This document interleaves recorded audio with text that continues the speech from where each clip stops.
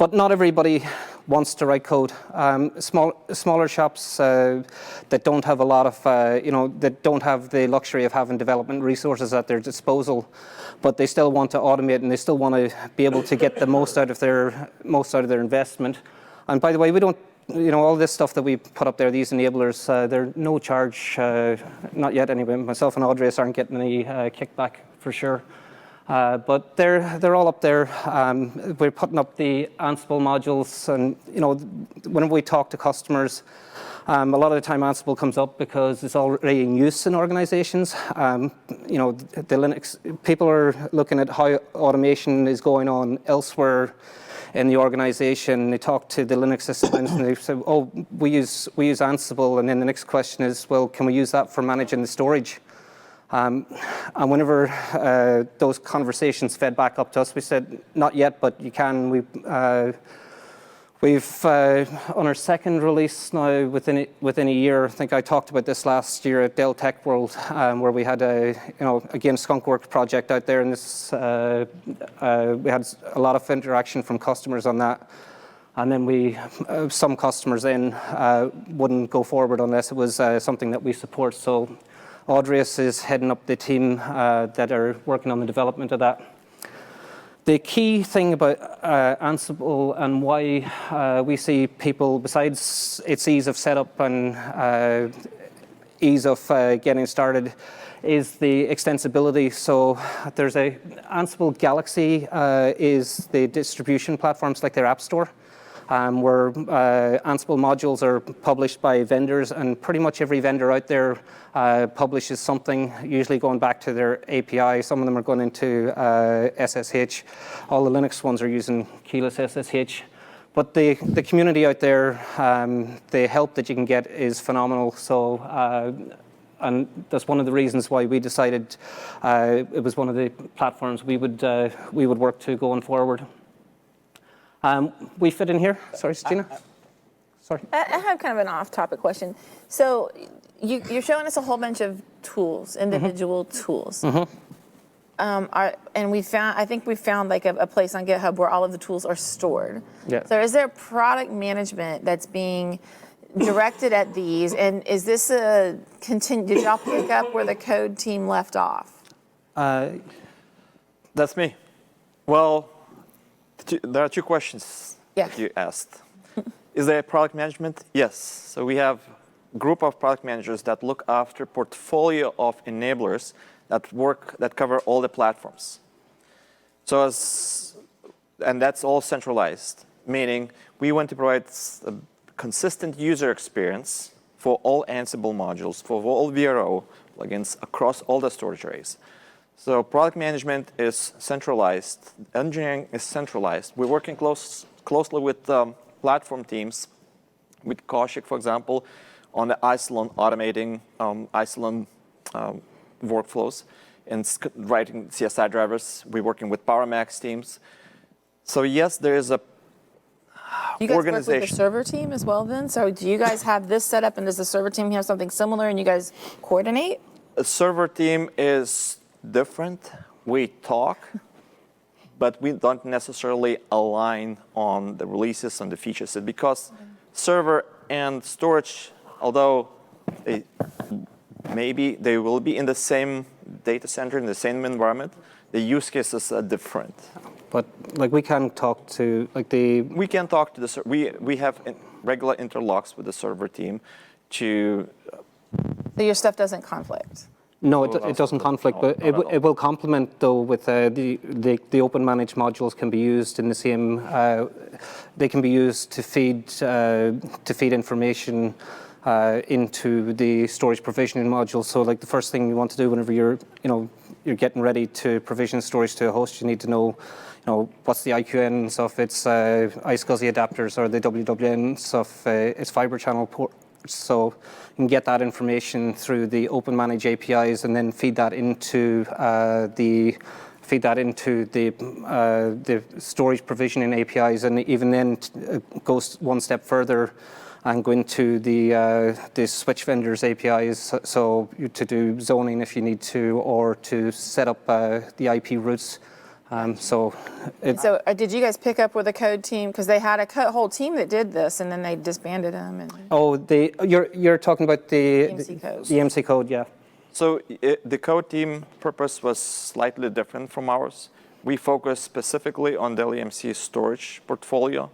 The code team had a broader purpose.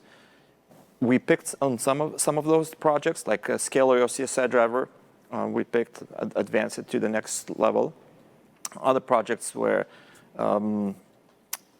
not really supported. So they are out there, supported by community, but there is no Dell EMC support. So I lost the connection between Python SDK, the PowerShell, and now Ansible. So these are only examples. I mean, you have Python SDK for everything, PowerShell for everything, and Ansible modules for everything, because that's the plan. That's the plan. So you don't have, because it's sketchy. I don't know. I'm missing why somebody with a Extreme.io has only PowerShell and not Python or whichever. The Extreme.io does have the we have day 0 status, which is essentially what all the platforms, all the storage arrays, used to be independent storage units within EMC. At Dell, we consolidating the efforts. So we have one team that produces enablers for across all the storage platforms, and this is what my team is doing. We have a roadmap to cover PowerShell, Ansible, Vero, CSI drivers for all the storage arrays. We started this program last year in 2019, at the beginning of 2019. We will be continuing throughout 2020 and probably beyond. Yeah. The wave 1 set of enablers include Vero, Ansible, and container storage interface drivers. For wave 2 type of enablers, we're looking at expanding beyond that to SDKs, Terraform. Do you have a matrix on what is supported? Yes, we do have matrix what is supported. I'm not sharing on those slides in this presentation, but we do have matrix what is supported today. And I just would say that the disparity between Ansible modules and the SDK, actually the Ansible modules reuse the SDK as its base. So the PyU4V Python SDK is what the Ansible modules use, and actually we're reusing it in other places within EMC, and that gives us the same leg up because we don't have to redevelop all of that stuff just to get a few modules going for Ansible. The real work is actually getting item potency together for them, but I'll talk about that in a couple of slides. Can I ask you a question about strategy for a second? So if you go back to 2013 when you had Viper and the technology that came from iWave, that was about creating a framework into which you could plug storage capacity and expose functionality to administrators who might not necessarily have site knowledge or whatever. Correct. But set rules that would allow you to determine how that storage was used, whether that was by service level or whatever. Mm-hmm. It seems to me that you've gone away from that model now, and you're doing more of a simply automating tasks to make it easier type approach, rather than creating a framework. So is that the direction of strategy, and is the idea of what Viper was offering now not relevant? Viper workflows still relevant. I mentioned earlier, didn't mention the name, but that's exactly the dilemma or the challenge that we face. That automation workflows and use cases are so diverse across the customers that we cannot really put a product that works for everybody. So we changed the strategy to deliver enablers for the open platforms and allow customers to produce workflows that fit their needs, their environment, the best possible way. So this, we changed from us being a single provider for automation to more like a partnership, where we provide building blocks, customers build on top of it, and we work together. We have community that helps customers with their automation tasks. Every customer probably is at a different stage of their automation journey, And we have community that allows those customers to talk to each other, learn from mistakes, from best practices, and also gives us information back to us what they expect from us. How can we help them to automate in their automation journey? Okay. The account teams aren't shy either. They'll often ring myself and Audrius up and bring them into those conversations. So, like, you've mentioned tools, and there's a broader picture. If you're just using Ansible as it is, really nobody's going to automate anything by going in and just running command lines to run a playbook. But Ansible has a UI tower that gives itself an API. So, you've got automation for your automation. You can do other things like workflow reporting, and scheduling and quotas and stuff like that. But you can also then link other applications in via its API, like ITSM tools, and you get that catalog that can come in and kick off jobs against your array. So you get the short approval flow and the fast delivery from these tools, which is good. And I think whenever PowerPoint doesn't see you change slides every 5 minutes, it times out. Did that resume? No, I don't think so. Okay. Again. Yeah. And I turned this off. Okay. So, like, our Ansible modules are probably covering the same as most other people's. They create operations. So create, read, update, and delete. We've got our information gathering, so a fax module there that gets information, so you can use that for making decisions about whether or not you're going to do some operations, so that can help with the approval workflows. Obviously provisioning, because we're talking about storage, getting the LUNs out to the servers, and then manipulating those volumes after they've gone into production. Local replication, so snapshots is still a big use case for many of our customers. It enables us to, whenever you're using array level snapshots, you can do snapshots at scale, and you can get people test dev environments based on up-to-date production data very, very quickly. And that information is valuable to the business. The more often that they can refresh their data and they're making decisions off as near to the production data as possible. And anything we can do to help that gives real value. And then lastly, remote replication. And combining all of these together, you can go for the full tear up, tear down life cycle. If you just want to look at some in-depth, just sort of, I've stepped through a few playbooks and put them up on GitHub. So if you go to raw storage and Ansible playbooks, you'll see these and just tear through them. And I'm not saying I'm the world's best with Ansible, but YAML's my foe at the moment.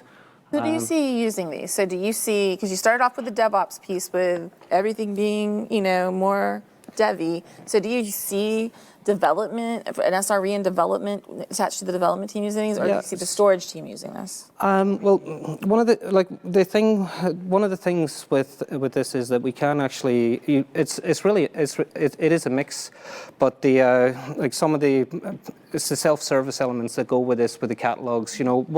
I know I had it on the slides, but I probably forgot to talk about it, was that we can be very granular with our API calls, and we can authenticate them on a username and password basis.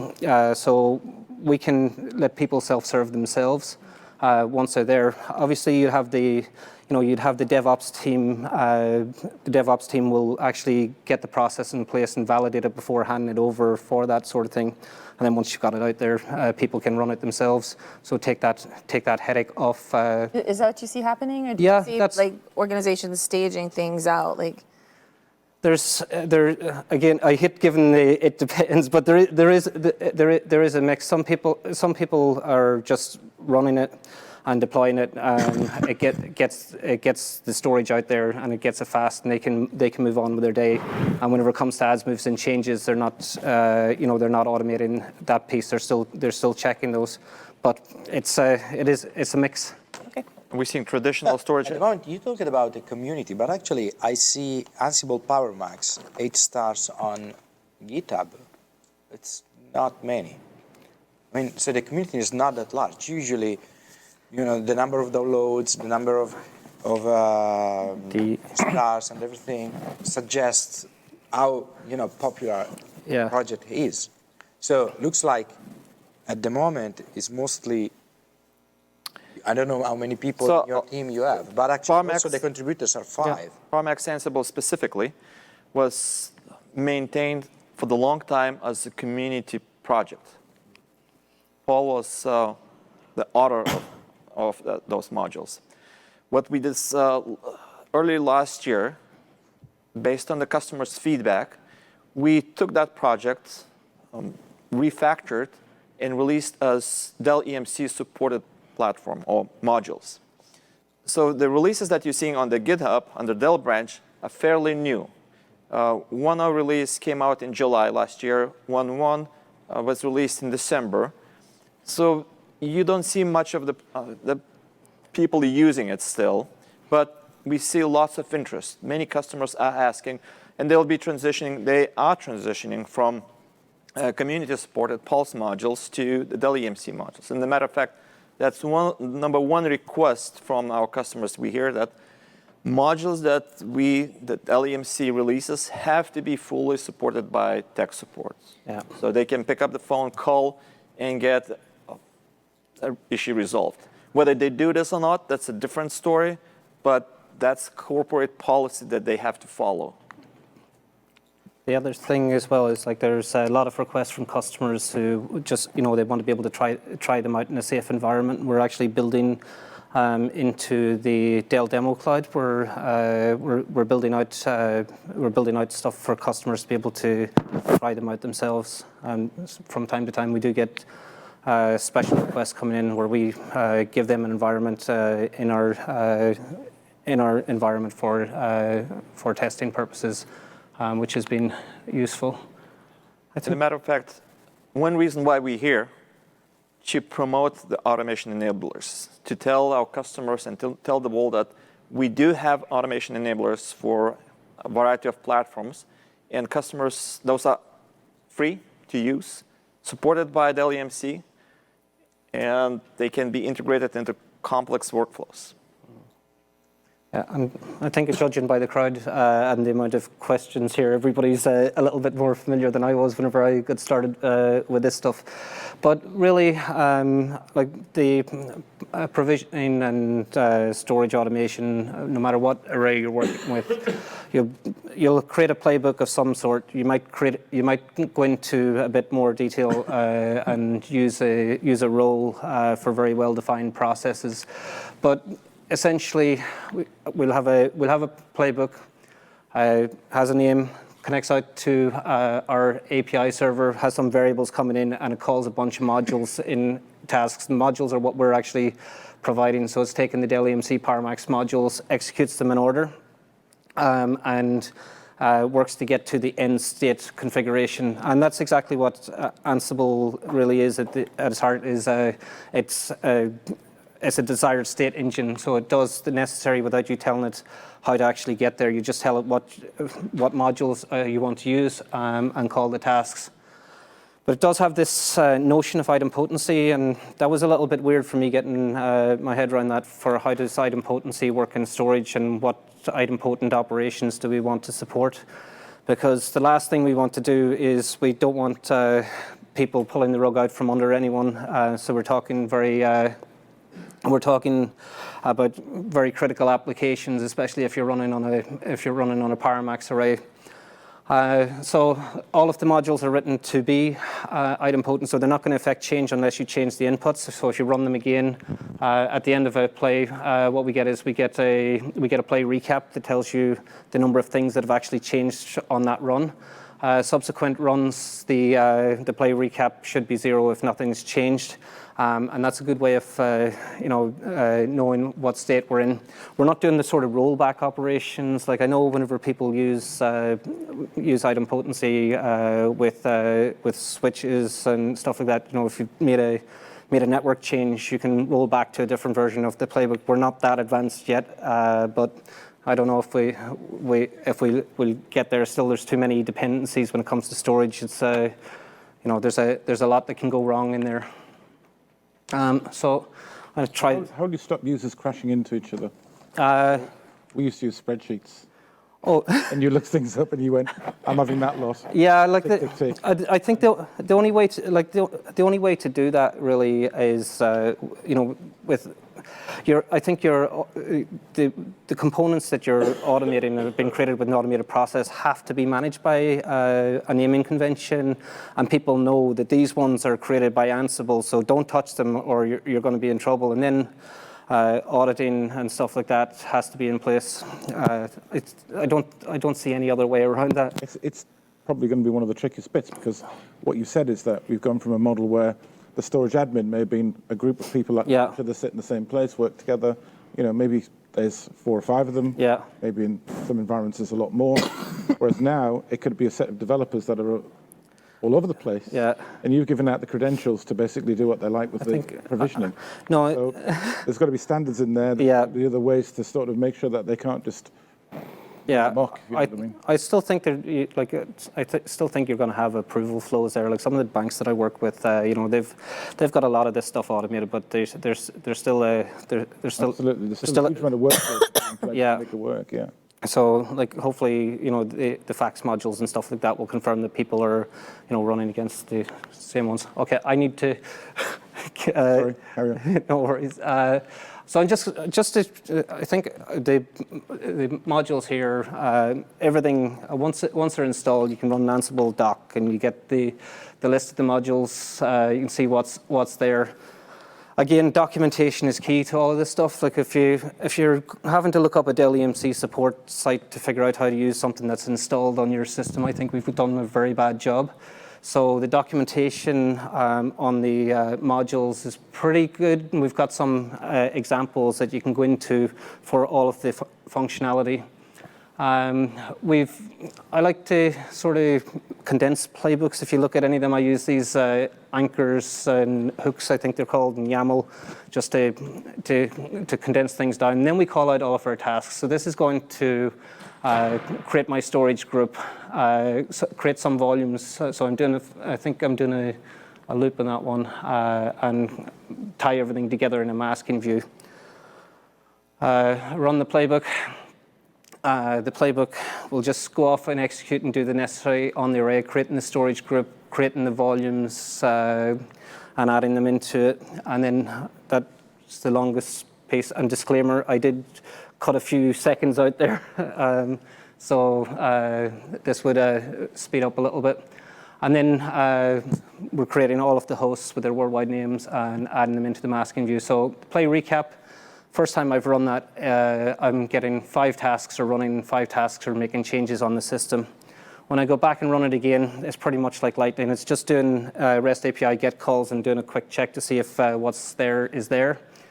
I go onto the UI, I can do a quick search, and I can find out across all of the arrays that this instance knows about what storage group's there, and I can see the Ansible host storage group has been created. It's got the volumes that I expect, and they should be labeled up with an identifier that marks them as being created by Ansible, which is, back to your point, Chris, their naming, I think, is very important.